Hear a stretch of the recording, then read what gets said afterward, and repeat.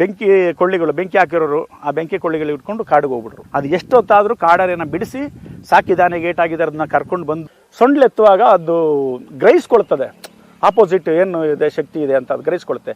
ಈ ಸೊಂಡ್ಲೆತ್ತುವಾಗ ನಾವು ಗ್ರಹಿಸ್ಕೋಬೇಕು. ಆನೆ ಸೊಂಡ್ಲೆತ್ತಾ ಇದೆ ಅಂದರೆ ಎಲ್ಲೋ ಒಂದು ಕಡೆ ಮದ ಬಂದಿರೋ ಆನೆನೋ ಒಂದು ಇದೆ ಅಂತ, ಇಲ್ಲ ಹುಲಿ ಇದಕ್ಕಿಂತ ಬಲಿಷ್ಠವಾದ್ದು ಇದೆ ಅನ್ನೋ ಒಂದು ಇದು ನೆಲ ಮುಟ್ಕೊಂಡು ಹೋಗಿದ್ದಾಗ ನೆಲ ಮುಟ್ಕೊಂಡು ಹೋಗುತ್ತೆ ಕೆಲವು ಟೈಮಲ್ಲಿ ಸೊಂಡ್ಲಲ್ಲಿ. ಮುಂದೆ ಈ ನಮಗೆ ಬದಿ ಇರುತ್ತಲ್ಲ ಸರ್, ಕೆಸರಲ್ಲಿ ಕಾಲು ಹೋಗ್ಬಿಡ್ತೀವಿ ಅನ್ನೋಂಥ ಜಾಗ ಇದ್ದರೆ ಅದು ಮುಟ್ಕೊಂಡು ಮೂಸ್ಕೊಂಡು ಹೋಗ್ತಾ ಇರುತ್ತೆ.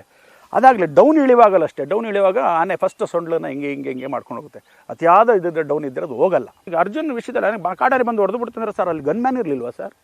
ಏರ್ ಫೈರ್ ಮಾಡ್ಬೋಯ್ತಲ್ಲ, ಇಲ್ಲ ಡಾಕ್ಟರ್ ಇರಲಿಲ್ವಾ ಸರ್?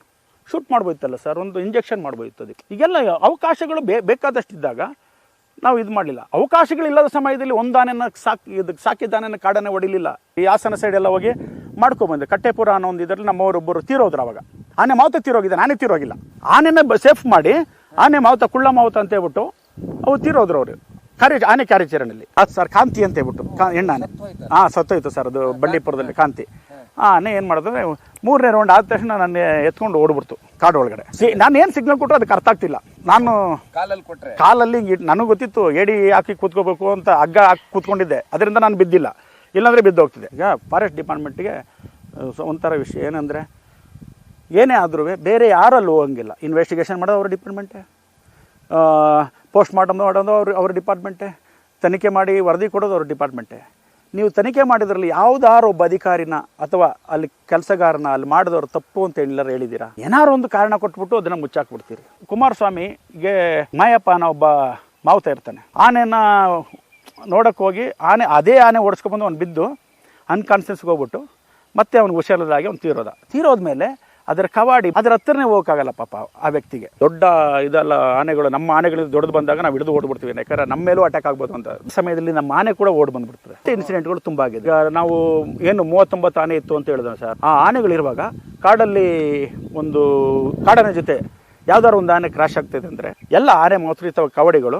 ಅವಾಗೇನು ಲೈಟ್ ಇರಲಿಲ್ಲ, ಈ ಥರದ ಸ್ಪೆಷಲಿಟಿ ಏನಿಲ್ಲ. ಯಾರ ಹತ್ರ ಟಾರ್ಚ್ ಒಬ್ಬರಿಬ್ಬರ ಹತ್ರ ಇರೋದು, ಟಾರ್ಚ್ ತಗೊಂಡು ಬೆಂಕಿ ಹಾಕಿರೋರು ಆ ಬೆಂಕಿ ಕೊಳ್ಳಿಗಳು ಇಟ್ಕೊಂಡು ಕಾಡಿಗೆ ಹೋಗ್ಬಿಟ್ರು. ಅದು ಎಷ್ಟೊತ್ತಾದರೂ ಕಾಡಾರೇನ ಬಿಡಿಸಿ ಸಾಕಿದಾನೆ ಗೇಟಾಗಿದೆ ಅದನ್ನ ಕರ್ಕೊಂಡು ಬಂದು ಅದನ್ನ ಸ್ನಾನ ಮಾಡಿಸಿ ಬಿಸಿನೀರೆಲ್ಲ ತೊಳೆದು ಎಲ್ಲ ಮಾಡಿ ಅದು ವಾಸಿ ಆಗೋ ತನಕ ಅದನ್ನು ಟ್ರೀಟ್ಮೆಂಟ್ ಮಾಡೋರು ಸರ್.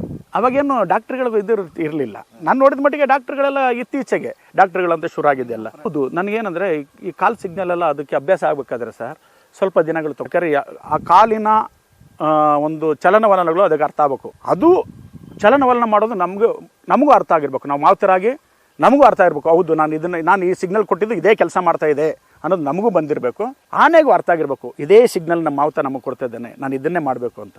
ಈ ಕಮ್ಯುನಿಕೇಷನ್ ಇದೆಯಲ್ಲ ಸರ್, ಇದು ಭಾಳ ಇಂಪಾರ್ಟೆಂಟ್. ಕೆಲಸ ಮಾಡೋ ಆನೆಗಳಾಗಲಿ ಕಾರ್ಯಾಚರಣೆ ಮಾಡೋ ಆನೆಗಳಿಗಾಗಲಿ ಇದು ಭಾಳ ಇಂಪಾರ್ಟೆಂಟ್. ಇದು ನಾವೆಲ್ಲ ಏನು ನಾವು ಇಲ್ಲ ನಾನು ಮಾಡ್ತೀನಿ ಅಲ್ಲ ಸರ್.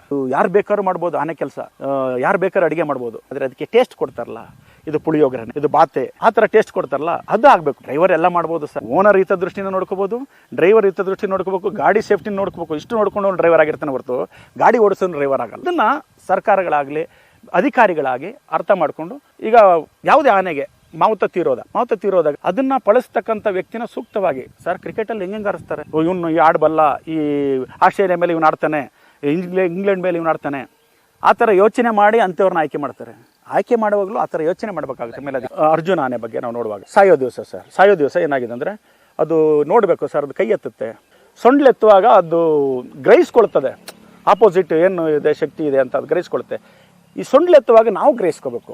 ಆನೆ ಸೊಂಡ್ಲೆತ್ತಾ ಇದೆ ಅಂದರೆ ಎಲ್ಲೋ ಒಂದು ಕಡೆ ಮದ ಬಂದಿರೋ ಆನೆನೋ ಒಂದು ಇದೆ ಅಂತ, ಇಲ್ಲ ಹುಲಿ ಇದಕ್ಕಿಂತ ಬಲಿಷ್ಠವಾದ್ದು ಇದೆ ಅನ್ನೋ ಒಂದು ಇದು ನೆಲ ಮುಟ್ಕೊಂಡು ಹೋಗುತ್ತೆ ಕೆಲವು ಟೈಮಲ್ಲಿ ಸೊಂಡ್ಲಲ್ಲಿ. ಮುಂದೆ ಈ ನಮಗೆ ಬದಿ ಇರುತ್ತಲ್ಲ ಸರ್, ಕೆಸರಲ್ಲಿ ಕಾಲು ಹೋಗ್ಬಿಡ್ತೀವಿ ಅನ್ನೋಂಥ ಜಾಗ ಇದ್ದರೆ ಅದು ಮುಟ್ಕೊಂಡು ಮೂಸ್ಕೊಂಡು ಹೋಗ್ತಾ ಇರುತ್ತೆ. ಅದಾಗಲೇ ಡೌನ್ ಇಳಿವಾಗಲ್ಲ ಅಷ್ಟೇ, ಡೌನ್ ಇಳಿಯುವಾಗ ಆನೆ ಫಸ್ಟ್ ಸೊಂಡ್ಲನ್ನ ಹಿಂಗೆ ಮಾಡ್ಕೊಂಡು ಹೋಗುತ್ತೆ. ಅತಿಯಾದ ಇದ್ದರೆ ಡೌನ್ ಇದ್ದರೆ ಅದು ಹೋಗಲ್ಲ. ಇದು ನಮ್ಮ ಗ್ರಹಿಕೆಗೆ ಬರಬೇಕು. ಹೌದು, ಏನೋ ಇರಬೇಕು ಮುಂದೆ. ಈಗ ಕತ್ಲೆಯಲ್ಲಿ ನಡೆಸ್ಕೊಂಡು ಹೋಗ್ತೀವಿ, ಎಲ್ಲ ಲೈಟ್ ಆಗ್ತೀವಿ ಸರ್. ಕೆಲವು ಟೈಮಲ್ಲಿ ಕಾರ್ಯಾಚರಣೆ ಮಾಡುವಾಗ ಕತ್ಲೆ ಇರ್ತದೆ. ಆ ಟೈಮಲ್ಲಿ ಆನೆ ತನ್ನ ಸಿಗ್ನಲ್ಗಳನ್ನ ತಾನು ನೋಡ್ಕೊಂಡು ಹೋಗ್ತಿರುತ್ತೆ. ಆಗ ನಾವು ಅದ್ರ ಮೇಲೆ ಬಲವಂತವಾಗಿ ಯಾವುದೇ ಒತ್ತಡಗಳನ್ನ ಏರಬಾರ್ದು. ಅದು ನಾವು ನೋಡ್ಕೋಬೇಕು, ನಮಗೆ ಗೊತ್ತಾಗುತ್ತೆ ಅದನ್ನ ಯಾವ ಥರ ತಿರ್ಸ್ಕೋಬೇಕು. ಸೂಕ್ಷ್ಮವಾಗಿ ಅದನ್ನ ತಿರ್ಸ್ಕೋಬೇಕು. ಒಂದು ವೇಳೆ ಅಟ್ಯಾಕ್ ಮಾಡೋ ಆನೆ ನನ್ನ ಆನೆಗಿಂತ ಬಲಿಷ್ಠ ಆಗಿದೆ ಅಂದರೆ ನಾನು ಹಿಂಜರಿಯೋದು ಒಳ್ಳೆಯದು. ಆನೆ ಸೇಫ್ಟಿ, ನನ್ನ ಸೇಫ್ಟಿ. ಜೊತೆಗೆ 4-5 ಆನೆ ಸಾಕಿದಾನೆ ಜೊತೆಗಿದ್ದಾಗ ಮೇಲೆ ಬೀಳ್ಬೋದು ಸರ್. ಅಂದರೆ ಆನೆ ಸಾಕಿದಾನೆನೂ ಇರೋದ್ರಿಂದ ತೊಂದರೆ ಆಗಲ್ಲ. ಒಂದೇ ಆನೆಯಲ್ಲಿ ನಾನು ಕಾರ್ಯಾಚರಣೆ ಮಾಡ್ತೀನಿ ಅನ್ನೋ ಒಂದು ಏನಿದೆ ಅದು ಇರಬಾರ್ದು ಸರ್. ನೋಡಿದ ಒಂದು ವಿಡಿಯೋದಲ್ಲಿ ನಾನು ನೋಡುವಾಗ ಸೊಂಡ್ಲೆ ಎತ್ಕೊಂಡಿತ್ತು. ಸೊಂಡ್ಲೆ ಎತ್ತ ತಕ್ಷಣ ನಾವು ಅಲ್ಲಿ ಹೋಗಬಾರ್ದು, ಎಲ್ಲ ಆನೆಗೆ ಸೊಂಡ್ಲೆ ಎತ್ತಿದ್ರೆ ನಾವು ಹುಷಾರಾಗಿರ್ಬೇಕು ಅನ್ನೋದವರು ಬಂದುಬಿಡ್ಬೇಕು. ಅಥವಾ ನಮ್ಮ ಜೊತೆಯಲ್ಲಿ ಫಾರೆಸ್ಟು ಈಗ ಗನ್ ಪವರ್ ಇರೋರು ಯಾರೊಬ್ಬರು ಇರ್ತಾರೆ, ಆ ಕಾರ್ಯಾಚರಣೆಯಲ್ಲಿ ಅವರೆಲ್ಲ ಇಲ್ಲದೇ ಇರಲ್ಲ ಸರ್. ಆನೆ ಕಾರ್ಯಾಚರಣೆ, ಹುಲಿ ಕಾರ್ಯಾಚರಣೆ ಮಾಡಬೇಕಾದ್ರೆ ಒಬ್ಬರು ಗನ್ಮ್ಯಾನ್ ಇರ್ತಾರೆ, ಡಾಕ್ಟ್ರ್ ಇರ್ತಾರೆ. ಅವರೆಲ್ಲ ಇರುವಾಗ ನಾವು ಅವರು ಸಲಹೆಗಳನ್ನ ತಗೋಬೇಕು. ಬರೀ ನಮ್ಮ ಕಾಲಲ್ಲೇ ನಡೀತದೆ, ನಮ್ಮ ಯೋಚನೆ ನಡೀತದೆ ಅನ್ನೋಕ್ಕಿಂತ ಹೆಚ್ಚಾಗಿ ತಾಂತ್ರಿಕವಾದದನ್ನು ಬಳಸ್ಕೋಬೇಕಾಗುತ್ತೆ. ತಾಂತ್ರಿಕತೆಯನ್ನು ಬಳಸ್ಕೊಂಡು ಏನು ಸರ್ ಏನಿಲ್ಲ, ಅರ್ಜುನ್ ವಿಷಯದಲ್ಲಿ ಕಾಡಾರೆ ಬಂದು ಹೊಡೆದು ಬಿಡ್ತಂದ್ರೆ ಸರ್ ಅಲ್ಲಿ ಗನ್ಮ್ಯಾನ್ ಇರಲಿಲ್ವಾ ಸರ್? ಏರ್ ಫೈರ್ ಮಾಡ್ಬೋಯ್ತಲ್ಲ, ಇಲ್ಲ ಡಾಕ್ಟರ್ ಇರಲಿಲ್ವಾ ಸರ್? ಶೂಟ್ ಮಾಡ್ಬೋಯ್ತಲ್ಲ ಸರ್, ಒಂದು ಇಂಜೆಕ್ಷನ್ ಮಾಡ್ಬೋಯ್ತು. ಅದಕ್ಕೆ ಈಗೆಲ್ಲ ಅವಕಾಶಗಳು ಬೇಕಾದಷ್ಟಿದ್ದಾಗ ನಾವು ಇದು ಮಾಡಲಿಲ್ಲ. ಅವಕಾಶಗಳಿಲ್ಲದ ಸಮಯದಲ್ಲಿ ಒಂದು ಆನೆನ ಸಾಕಿದ ಆನೆನ ಕಾಡನ್ನು ಹೊಡಿಲಿಲ್ಲ. ನಾನು ಅದೇ ಹೇಳಿದು, ಈ ಕಟ್ಟಪಾಳೆಲೆಲ್ಲ ಹೋಗ್ಬಿಟ್ಟು ಈ ನಮ್ಮ ತಂದೆ ಇರುವಾಗ ಕಾರ್ಯಾಚರಣೆ ಮಾಡಿ ಬಂದ್ರಿ. ಈ ಹಾಸನ ಸೈಡೆಲ್ಲ ಹೋಗಿ ಮಾಡ್ಕೊಂಬಂದ್ರಿ. ಕಟ್ಟೆಪುರ ಅನ್ನೋ ಒಂದು ಇದರಲ್ಲಿ ನಮ್ಮವರೊಬ್ಬರು ತೀರೋದ್ರು. ಅವಾಗ ಆನೆ ಮಾವುತ ತೀರೋಗಿದೆ, ನಾನೇ ತೀರೋಗಿಲ್ಲ. ಆನೆನ ಸೇಫ್ ಮಾಡಿ ಆನೆ ಮಾವುತ, ಕುಳ್ಳ ಮಾವುತ ಅಂತ ಹೇಳ್ಬಿಟ್ಟು ಅವು ತೀರೋದ್ರು ಅವರು ಆನೆ ಕಾರ್ಯಾಚರಣೆಯಲ್ಲಿ. ನನಗೆ ಏನಂದರೆ ಸರ್, ಈಗ ಮಾವುತ ಒಬ್ಬರು ಎಗರ್ಬಿಡ್ತಾರೆ, ಮಾವುತ ಬೇರೆ ಮಾವುತ ಕೂತ್ಕೊಂಡಿರ್ತಾರೆ, ಅದರಲ್ಲಿ ಆನೆ ಕಾರ್ಯಾಚರಣೆ ಆಗ್ತಾ ಇರ್ತದೆ. ಕಾರ್ಯಾಚರಣೆ ಅನ್ನೋಕ್ಕಿಂತ ಆನೆ ಅಟ್ಯಾಕ್ ಮಾಡ್ತಾ ಇದೆ ಕಾಡಾನೆ. ಪಾಪ ಅಲ್ಲಿ ಕೂತಿರೋ ಮಾವುತನಿಗೆ ಅದು ಸಿಗ್ನಲ್ ಕೊಡೋದಾಗಲಿ ಅಥವಾ ಇವನು ಕೊಡೋ ಸಿಗ್ನಲ್ ಕರೆಕ್ಟಾಗಿದ್ರು ಅದ್ರ ಗ್ರಹಿಸುವಿಕೆಗೆ ಸರಿಯಾಗಿ ಹೋಗ್ತಾ ಇರಲಿಲ್ಲ ಸರ್. ಈಗ ಮಾಮೂಲಿ ಇರೋ ಬೆರಳು ಅದು ಗ್ರಹಿಸ್ತಾ ಇರ್ತದೆ, ಇದು ಮಾಮೂಲಿ ನನ್ನ ಬೆರಳೆ, ನನ್ನ ಮಾವುತನ ಬೆರಳೆ ಅಂತ. ಬಟ್ ಬೇರೆಯವರು ಬೆರಳು, ಈಗ ಬೆರಳು ಮತ್ತು ಇಮ್ಮಡಿ ಎರಡು ಕೆಲಸ ಮಾಡ್ತಿರ್ತಲ್ಲ, ಅದು ಎರಡು ಹೆಚ್ಚು ಕಮ್ಮಿ ಆದಾಗ ಅದಕ್ಕೆ ಸಿಗ್ನಲ್ ಗ್ರಹಿಸೋದು, ಇದು ಎಡಗಡೆ ಹೊಡೆಯೋಕೆ ಇದು ಮಾಡ್ತಾರೋ, ಬಲಗಡೆ ತಿರುಗಕ್ಕೆ ಇದು ಮಾಡ್ತಾರೋ, ಹಿಂದಕ್ಕೆ ಬರೋಕ್ಕೆ ಇದು ಮಾಡ್ತಾರೋ ಗೊತ್ತಾಗೋದಿಲ್ಲ. ಕಂಟ್ರೋಲ್ ತಪ್ಪೋಗುತ್ತೆ. ಅದಕ್ಕೆ ಏನು ಮಾಡಬೇಕು ಅದಕ್ಕೆ ದೋಚೋದಿಲ್ಲ. ಇಲ್ಲಿ ಮೇಲೆ ಏನು ಹೇಳ್ತೇನೆ ಗೊತ್ತಾಗೋದಿಲ್ಲ, ಮೇಲೆ ಹೇಳೋದು ನನಗೆ ಅರ್ಥ ಆಗ್ತಿಲ್ಲ, ನಾನು ಏನು ಮಾಡಬೇಕು ನನಗೂ ಅರ್ಥ ಆಗೋದಿಲ್ಲ.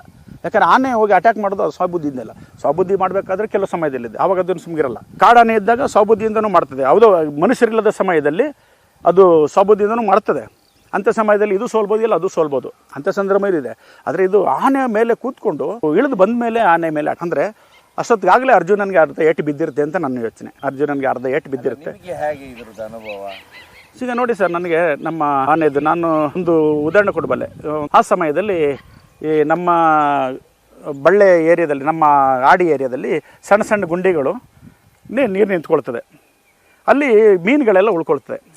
ಈ ಮೀನೆಲ್ಲ ಹಿಡಿಬೇಕಾದ್ರೆ ನಾವು ಒಂದು ಕೆಲಸ ಮಾಡ್ತಿದ್ದೆವು ಅವಾಗೆಲ್ಲ. ಈ ಸಾಕಿದ ಆನೆ ಕೈಲಿ ಓಡಿಸಿ ಎಲ್ಲ ಮಾಡಿ ಅದು ಇದು ಮಾಡಿದ್ರೆ ಒಳಗಡೆ ಎಲ್ಲ ಕೆಸರಾಗ್ಬಿಟ್ಟು ಮೀನೆಲ್ಲ ಮೇಲೆ ಕೆದ್ದುಬಿಡುತ್ತೆ. ನೀರು ಕೆಸರಾಗ್ಬಿಡ್ತದೆ. ಆ ಟೈಮಲ್ಲಿ ಆ ಮೀನುಗಳು ಎದ್ದುಬಿಡ್ತವೆ. ಆವಾಗ ನಾವು ಈ ಮೀನು ಹಿಡ್ಕೊಳ್ತಕ್ಕಂಥದ್ದು ಆವಾಗ ಆ ಟೈಮಲ್ಲೆಲ್ಲ ಮಾಡ್ಕೊಬತ್ತಿದ್ದೋ ಸಾಕಿದ ಆನೆ ತೊಗೊಂಡೋಗಿ. ಏನೂ ಇಲ್ಲಲ್ಲ ಸರ್, ನಾವೇನೋ ಹಿಡ್ಕೊಂಡು ಮೀನಿಗೆ ಹಿಡ್ಕೊತಿದ್ರೆ ಏನೂ ಮಾತಾಡ್ತಿರ್ಲಿಲ್ಲ ಯಾರು. ಆವಾಗ ಹಿಂಗೆ ಮಾಡ್ಕೊಂಡಿದ್ದು. ಅವತ್ತೊಂದು ದಿವಸ ನಮ್ಮಪ್ಪ ಏನು ಮಾಡಿದ್ರು, ನನ್ನ ಮೀನು ಇತ್ತು ಅಂತ ಹೇಳ್ಬಿಟ್ಟು ನಮ್ಮಪ್ಪ ಮೀನು ಹಿಡಿಯೋಕೆ ಹೇಳಿದ್ರು. ನನ್ನ ಆನೆ ಮೇಲೆ ಕೂರಿಸ್ಬಿಟ್ರು. ನಾನು 1-2 ರೌಂಡ್ ಹೊಡೆದೆ ಸರ್. ಅದು ಏನಂದ್ರೆ ಕೂತ ತಕ್ಷಣ ಹಂಗೆ 1-2 ರೌಂಡ್ ಹಿಂಗೆ ಹೊಡೀತು ಸರ್. ಕಾಂತಿ ಅಂತ ಹೇಳ್ಬಿಟ್ಟು ಹೆಣ್ಣಾನೆ ಸತ್ತೋಯ್ತು ಸರ್, ಅದು ಬಂಡೀಪುರದಲ್ಲಿ ಕಾಂತಿ. ಆನೆ ಏನು ಮಾಡಿದ್ರೆ 3ನೇ ರೌಂಡ್ ಆದ ತಕ್ಷಣ ನನ್ನ ಎತ್ಕೊಂಡು ಓಡ್ಬಿಡ್ತು ಕಾಡು ಒಳಗಡೆ. ನಾನು ಏನು ಸಿಗ್ನಲ್ ಕೊಟ್ಟರು ಅದಕ್ಕೆ ಅರ್ಥ ಆಗ್ತಿಲ್ಲ. ನಾನು ಕಾಲಲ್ಲಿ ನನಗೆ ಗೊತ್ತಿತ್ತು ಏಡಿ ಹಾಕಿ ಕೂತ್ಕೋಬೇಕು ಅಂತ, ಹಗ್ಗ ಹಾಕಿ ಕೂತ್ಕೊಂಡಿದ್ದೆ. ಅದರಿಂದ ನಾನು ಬಿದ್ದಿಲ್ಲ, ಇಲ್ಲಾಂದರೆ ಬಿದ್ದು ಹೋಗ್ತಿದೆ. ಆಮೇಲೆ ಸಡನ್ನಾಗಿ ಫ್ಲಾಶ್ ಆಗುತ್ತೆ. ಇನ್ನೂ ಸ್ವಲ್ಪ ದೂರ ನಾನು ಇದರಲ್ಲಿ ಇದ್ದರೆ ನನ್ನ ಎಲ್ಲರೂ ಕೆಡಗ್ಬಿಡ್ತದೆ. ಓಡ್ತಾ ಇದ್ದಂಗೆ ಒಂದು ಮರ ಹಿಡ್ಕೊಂಡೆ, ಹಿಂಗೆ ಬಗ್ಗಿದ ಮರನ ಹಿಡ್ಕೊಂಡು ಆನೆನ ಬಿಟ್ಬಿಟ್ಟೆ. ಸ್ವಲ್ಪ ದೂರ ಹೋಗಿ ನಿಂತೋಯ್ತಾನೆ. ನಾನು ಮೇಲೆ ಕೂತಿದ್ದಷ್ಟು ದಿವಸ ಅಷ್ಟು ಟೈಮ್ ಓಡ್ತು. ನಾನು ಯಾವಾಗ ಮೇಲೆ ಹೋಗೋದು ಒಂದಷ್ಟು ದೂರ ಹೋಗಿ ಒಂದು 100 ಮೀಟ್ರ್ ಹೋಗಿ ನಿಂತ್ಕೊಳ್ತು. ನನಗೆ ಆವಾಗ ಅರ್ಥ ಆಗಿರಲಿಲ್ಲ. ನನ್ನ ಇದು ಮಾಡ್ಬಿಡ್ತಿತ್ತು ಅಂದರೆ ಆ ವಯಸ್ಸಲ್ಲಿ ನನಗೆ ಅದು ಅರ್ಥ ಆಗಿಲ್ಲ. ಆಮೇಲೆ ಒಂದು ದಿವಸ ಅದು ಆನೆನ ಮತ್ತೆ ಹಿಡ್ಕೊಬಂದು ನಮ್ಮಣ್ಣ ಬಂದು ಕೂತ್ಕೊಂಡ. ನಮ್ಮಣ್ಣ ಬಂದು ಕೂತ್ಕೊಂಡು ಸುಲಭದಲ್ಲಿ ಅವನ ಆರಾಮಾಗಿ ಹೊಡಿತಿದ್ದ. ಇದು ನಮ್ಮಣ್ಣ ಕೇಗುಡಿಲಿ ಗಜೇಂದ್ರ ಆನೆ ಮೇಲೆ ಇದ್ದಾಗ, ಅಲ್ಲ ಸುದರ್ಶನ ಆನೆ ಇತ್ತು, ಆ ಆನೆ ಮೇಲೆ ನಮ್ಮಣ್ಣ ಇದ್ದ. ಆವಾಗ ನಾನು ಒಂದು ದಿವಸ ಕೇಳಿದೆ, ನನಗೆ ಯಾವತ್ತು ಡೌಟ್ ಇತ್ತು ಭಾಳ ದಿವಸ. ನನಗೆ ಆ ಪ್ರಶ್ನೆ ತಲೆಯಲ್ಲಿದ್ದು ನಾನು ಕೇಳಿದೆ. ಆವತ್ತು ಈ ಥರ ಆನೆ ನನ್ನ ಒತ್ಕೊಂಡು ಓಡ್ತಲ್ಲ, ಅಪ್ಪ ಇದ್ದ ಆನೆ, ಅವಾಗ ನೀನು ಬಂದಾಗ ಮಾತ್ರ ಕರೆಕ್ಟಾಗಿ ಬಂದುಬಿಟ್ಟು ಆಡಿಸ್ತೀಯಲ್ಲ ಅಂತ. ಅವ್ನು ಹೇಳ್ದ, ಕಾಲಲ್ಲಿ ಸಿಗ್ನಲ್ ಕೊಡ್ತೀಯಲ್ಲ, ಅದಕ್ಕೆ ಅರ್ಥ ಆದರೆ ಮಾತ್ರ ಅದು ನಿನ್ನ ಮಾತು ಕೇಳೋದು, ಇಲ್ಲಾಂದರೆ ನಿನ್ನ ಮಾತು ಕೇಳಲ್ಲ, ಅಷ್ಟೇ ಆಗಿದ್ದು ಅಂತ. ಅದು ಆಗ ನಾನು ಯೋಚನೆ ಮಾಡಿದೆ, ನಿಜ ಅಲ್ಲ. ನಾವು ಒಂದು ಡ್ರೈವಿಂಗ್ ಮಾಡುವಾಗ ರೋಡೇ ಆಗಿರುತ್ತೆ, ಆಗ ನಾವು ತೊಗೊಂಡು ಹೋದರೆ ಗಾಡಿ ಸೇಫ್ಟಿಯಾಗಿ ಹೋಗುತ್ತೆ. ನಮ್ಮ ಇಷ್ಟದಂತೆ ನಾವು ಓಡಿಸ್ಕೊಂಡು ಹೋದರೆ ಅದು ಎಲ್ಲಿಗೆ ಹೋಗುತ್ತೆ ನಮಗೆ ಗೊತ್ತಾಗಲ್ಲ. ಆ ಒಂದು ಸ್ಥಿತಿನೇ ಅಲ್ಲಿ ಆಗಿತ್ತು ಅಂತ. ಈ ಥರ ಅನುಭವಗಳು ತುಂಬ ಆಗಿದೆ ಸರ್. ಆನೆ ಮಕ್ಕಳು ಕೂತ್ಕೊಂಡಾಗ ಇಂಥದ್ದೆಲ್ಲ ಇನ್ಸಿಡೆಂಟ್ ಆಗಿದೆ. ಆಮೇಲೆ ದಸರಾದಲ್ಲೇ ನೋಡಿ ಸರ್, ದಸರಾದಲ್ಲಿ ಸ್ವಲ್ಪ ದಸರಾ ಪ್ರೊಸೆಷನ್ಕ್ಕಿಂತ ಮುಂಚೆ ಮೆರವಣಿಗೆ ಮಾಡ್ತಿರ್ತಾರೆ. ಆ ಟೈಮಲ್ಲಿ ಆನೆಗಳು ಓಡಿ ರಾದಂತ ಆಗಿರೋದೆಲ್ಲ ಸಿಟಿಲೆಲ್ಲ ಆಗಿರೋದಿದೆ. ಆ ಟೈಮೆಲ್ಲ ಕಂಟ್ರೋಲ್ ಮಾಡಿಕೊಂಡು ಆನೆಯವರು ಅದನ್ನೆಲ್ಲ ಅವ್ರವ್ರಿಗೆ ಸಂಬಂಧಪಟ್ಟಾಗ ಹೇಗೆ ಆನೆಯನ್ನು ಪಳಗಿಸಿದ್ರೆ ಆ ರೂಪದಲ್ಲಿ ಕೆಲವರು ಕಣ್ಣು ಮುಚ್ಚಿ ಇಟ್ಕೊಳ್ತಾರೆ, ಕೆಲವರು ಕೊಕ್ಕೆ ಹಾಕಿ ಇಟ್ಕೊಳ್ತಾರೆ. ಕೊಕ್ಕೆ ಇರ್ತದೆ, ಕೊಕ್ಕೆ ಹಾಕಿ ಇಟ್ಕೊಂಡ್ರೆ ನಿಂತ್ಕೊಳ್ತದೆ. ಕೆಲವರು ಈಟಿ ಥರ ಒಂದು ಇರುತ್ತೆ, ಗಜಬಕ್ ಅಂತಾರೆ ಅದನ್ನು ಈಗೆಲ್ಲ ಆನೆಯವ್ರಿಗೆ ಬಳಸ್ತಾರೆ ಇಲ್ಲೋ ಗೊತ್ತಿಲ್ಲ. ಆವಾಗ ಪ್ರತಿಯೊಬ್ಬ ಆನೆಯವನ ಹತ್ರ ಅದಿತ್ತು. ಅಂದರೆ ಅದನ್ನು ಅಂಕುಶ ಅಂತಾರೆ. ನಾವು ಆಡು ಭಾಷೆಯಲ್ಲಿ ಆನೆ ಭಾಷೆಯಲ್ಲಿ ಅದನ್ನು ಗಜಬಕ್ ಅಂತ ಕರಿತಿದ್ರು, ಅಂಕುಶ ಅಂತ. ಅದು ಇಟ್ಕೊಂಡು ಹಿಂಗೆ ಚುಚ್ಚಿದ್ರೆ ನಿಂತ್ಕೊಳ್ಳೋದು. ಈ ಥರ ಎಲ್ಲ ಕಂಟ್ರೋಲ್ ಮಾಡ್ಕೊಂಡು ಇದು ಮಾಡ್ತಾಯಿದ್ರು ಸರ್ ಆವಾಗ.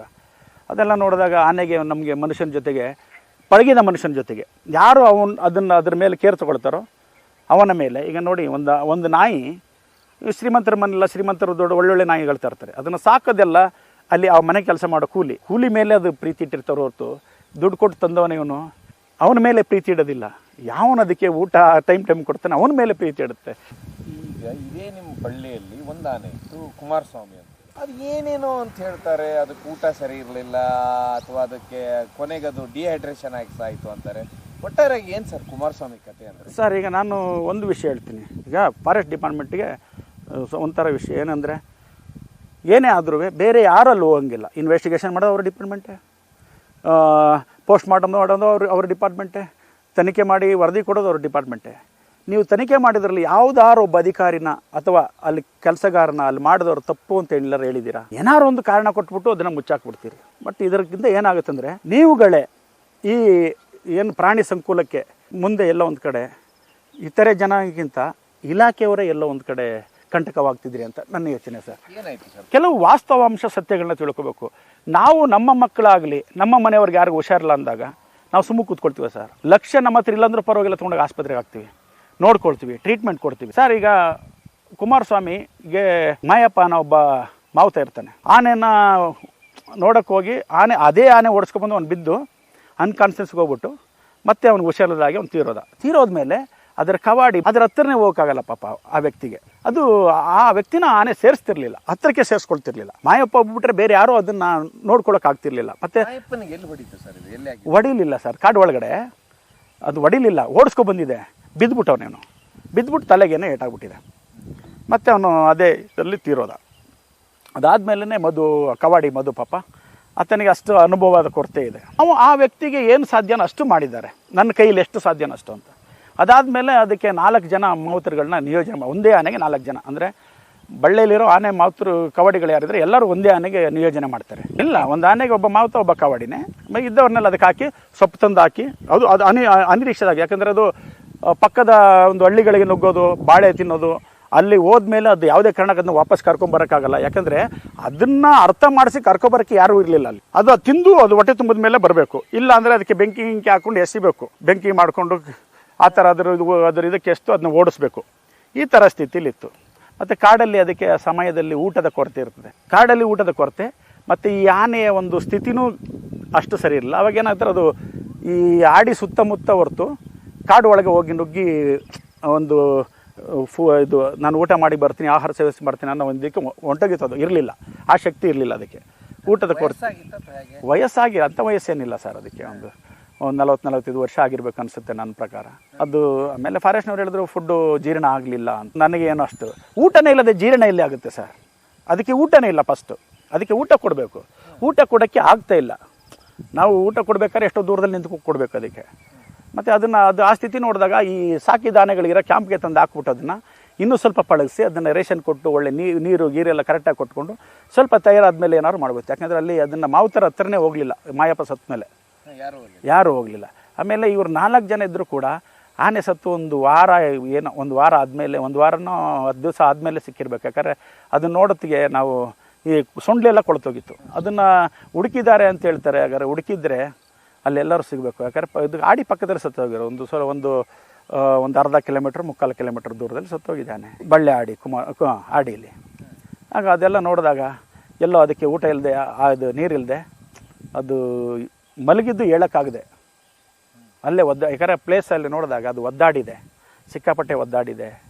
ಸೊಂಡ್ಲನ್ನ ಬಂದು ಆಮೇಲೆ ಹುಲಿ ಏನೋ ತಿಂದಿದೆ, ಸೊಂಡ್ಲು ಈ ಥರ ಸ್ಥಿತಿಯಲ್ಲಿ ಆಯಿತು. ಬಟ್ ಡಿಪಾರ್ಟ್ಮೆಂಟು ಇದನ್ನು ಆಗಿರೋದನ್ನ ಬಿಟ್ಬಿಡೋದು ಸರಿ. ಮುಂದೆ ಆಗದಿದ್ದಂಗೆ ಇಂಥ ಸ್ಥಿತಿಗೆ ಬಂದಾಗ ಅದ್ರ ಬಗ್ಗೆ ಗಂಭೀರವಾಗಿ ಅದನ್ನು ಪರಿಗಣಿಸಿ ಮನುಷ್ಯರನ್ನ ಅಜ್ಜಿ ಆದರೂ ಕೂಡ ನಾವು ಅಜ್ಜನಾದರೂ ಕೂಡ ಅವ್ರು ಕರ್ಕೊಂಡೋಗಿ ಯಾವ ಥರ ಟ್ರೀಟ್ಮೆಂಟ್ ಕೊಡೋಕ್ಕೆ ನೋಡ್ತೀವೋ ಆ ಥರ ಒಂದು ಟ್ರೀಟ್ಮೆಂಟ್ ಕೊಡೋಕ್ಕೆ ಸುಲಭ ಅಲ್ಲ. ಅವರು ಮನುಷ್ಯರೇ ಪಾಪ. ನಾವು ಹೇಳೋದಷ್ಟು ಸುಲಭ ಅಲ್ಲ. ಅವರು ಮನುಷ್ಯರೇ. ಅವರು ಬೇರೆ ಟೆಕ್ನಾಲಜಿಗಳನ್ನ ಉಪಯೋಗಿಸಿ. ಬಟ್ ಇದು ಬೇರೆ ಡಿಪಾರ್ಟ್ಮೆಂಟ್ ಥ್ರೂ ತನಿಖೆ ಆಗಬೇಕಂತೀರ ನೀವು ಸ್ಥಳೀಯರಾಗಿ? ನನಗೆ ಅನಿಸುತ್ತೆ ಸರ್, ಈಗ ಅದಕ್ಕೆ ಸಂಬಂಧಪಟ್ಟಂಗೆ ಬೇರೆ ಇಲಾಖೆ ತನಿಖೆ ಮಾಡೋಕ್ಕೆ ತಯಾರಾಗಬೇಕು. ಅರಣ್ಯ ಇಲಾಖೆದು ಒಂದೊಂದು ಪ್ರಾಬ್ಲಮ್. ಅವರೇ ತನಿಖೆ ಮಾಡ್ಕೋತಾರೆ, ಅವರೇ ಎಲ್ಲ ಮಾಡ್ಕೋತಾರೆ, ಸರ್ಟಿಫಿಕೇಟ್ ಕೊಟ್ಬಿಡ್ತಾರೆ, ಮುಗಿದೋಯ್ತು. ಆಗಲೂ ಅದು ತಪ್ಪಾಗಿದೆ. ಅದು ಹೆಂಗೆ ನಾನು ಹೇಳಿದ್ದು, ಅದಕ್ಕೆ ಆಹಾರನೇ ಇಲ್ಲ. ಮನುಷ್ಯರಾದರೆ 3-4 ಸತಿ ತೆಗೆದುಬಿಟ್ಟು ಪೋಸ್ಟ್ ಮಾರ್ಟಮ್ ಮಾಡ್ತಾರೆ ಸರ್. ಅವ್ರಿಗೆ ಸರಿಯಾಗಲಿಲ್ಲ ಅಂದರೆ ಇನ್ನೊಂದು ಸತಿ ತೆಗೆಸು ಅಂತ ಎಷ್ಟು ಸತಿ ಹಂಗೆ ಮಾಡಿಸಲ್ಲ, ಮಾಡಿಸ್ಬೋದಿತ್ತು. ಎಲ್ಲ ಮಾಡಿ ನೋಡಿದ್ರೆ ನನ್ನ ಪ್ರಕಾರ ಅದು ಊಟ ಇಲ್ಲದೆ ಸತ್ತೋಗಿರ್ಬೇಕು.